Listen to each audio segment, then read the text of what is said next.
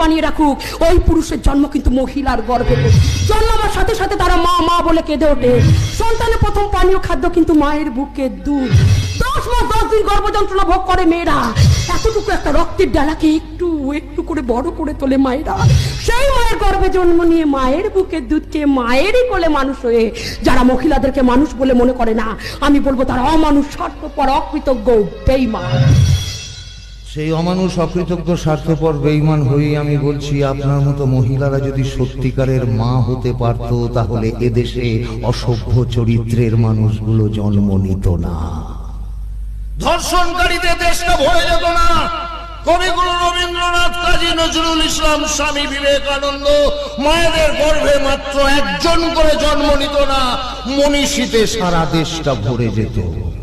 একটা কথা জেনে রাখবেন, মাটি খারাপ হলে যেমন ভালো ফসল হয় না, মায়ের গর্ভ খারাপ হলে ভালো সন্তানও জন্ম নেয়।